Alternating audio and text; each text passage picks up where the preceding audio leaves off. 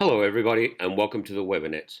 In this video I'm going to show you how to take a DVD movie and squash it down to about 80 to 90% of its original size using Handbrake and the H.265 codec. Now to get started I'm going to open Media Info and I've ripped my DVD movie to the hard drive here. This is the file that it is created, so we're going to drop that into Media Info. You can see that the file is 6.18 gigabytes as it came off the DVD, and the movie runtime is 2 hours and 23 minutes. We also have 3 separate audio tracks and 3 subtitle tracks to deal with. So we'll close out of Media Info and open Handbrake. Now, if you're on Windows or Linux, you may notice that my screen looks a little bit different. I'm recording this video on a Mac, and the Mac version has a test pattern here. But apart from that, all of the buttons and the settings and the results that you will achieve are identical across all 3 platforms, so there's no need to worry about the visual difference of the user interface. Okay, so I'm going to drop my video file onto Handbrake. Now the way Handbrake works is we have 7 different tabs, and it's in each of these tabs that you'll change the settings for your video encode. The first tab, the Summary tab, the only thing I'm really worried about in here is the file format. I personally prefer MKV, so we'll select that there. The next tab is Dimensions. Now Handbrake has become very clever over the years at automatically cropping your video, so all you need to worry about in here is just make sure that the automatic option is checked. For the next tab, the Filters tab, different countries draw video in different ways. In Australia, where I am, we use the interlace method, which basically takes 2 renderings of the picture and interlaces them together. Now, when you become aware of what interlacing looks like, it can become quite annoying and it's very hard to unsee. So I prefer changing everything to progressive video, which draws each frame in a progressive line. It's much nicer to watch.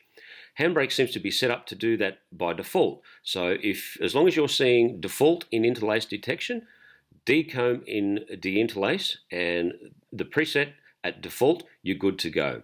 The default settings are very quick and do a very good job. Next is the Video tab, and this is where all the magic happens. As we said, we're going to be using the H.265 codec, so we're going to change it to H.265 here.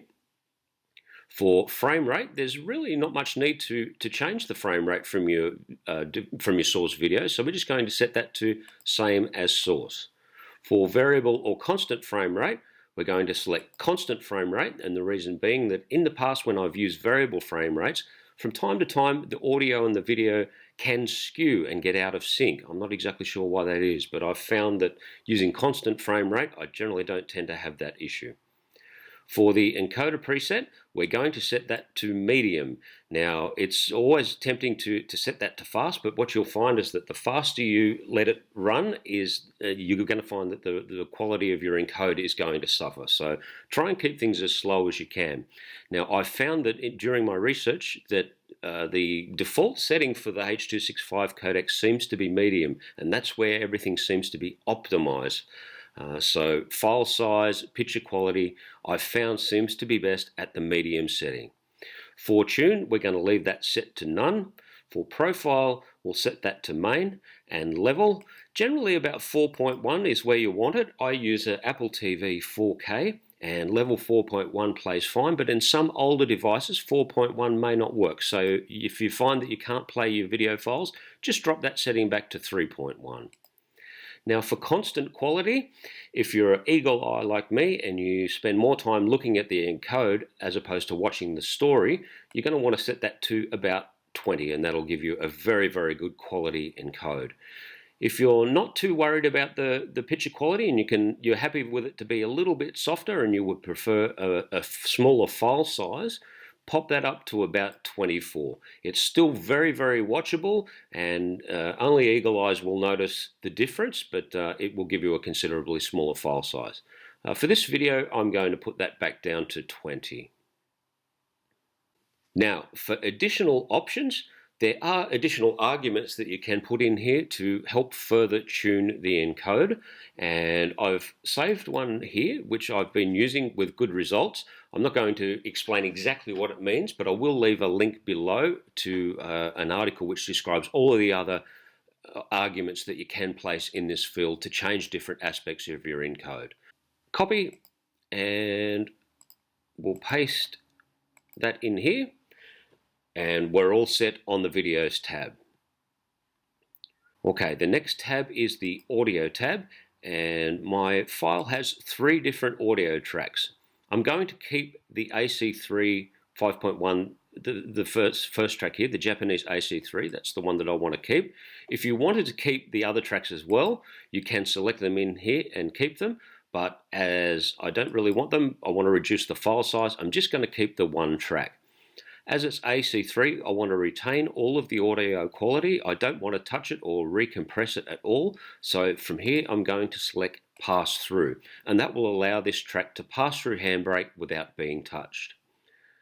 The next tab is the Subtitles tab, and as we said, this file has 3 different subtitle tracks.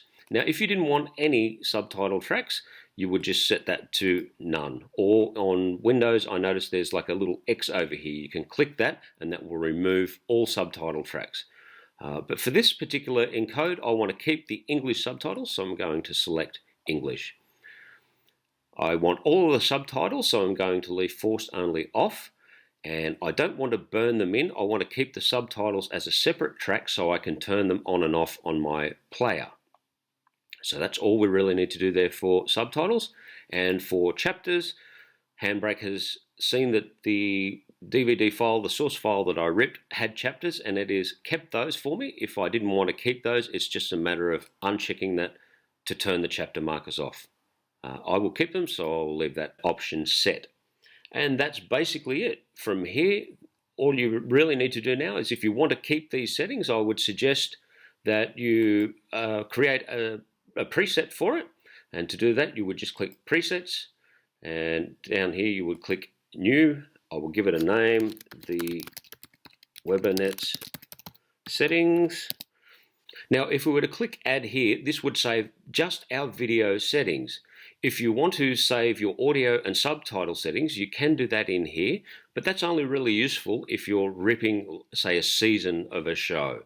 If you're doing individual movies, you'll probably want to leave these unchecked, as it will vary between disc to disc. So when we click add, you can see now down here we've created a new setting called the Webinet setting.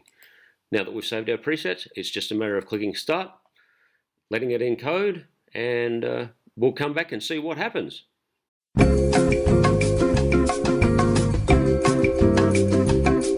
My encodes have now finished. I've actually done 2 encodes. I did one at the constant quality of 20 and another at the constant quality of 24. So I'm going to close out a Handbrake, reopen Media Info, and drop in the encode that I did at a constant quality of 20. Now you can see that I've got it down to 1.8 gigabytes in size, which is a reduction of about 82%. We've kept the 1 channel of Japanese AC3 sound, and we've got the English subtitles.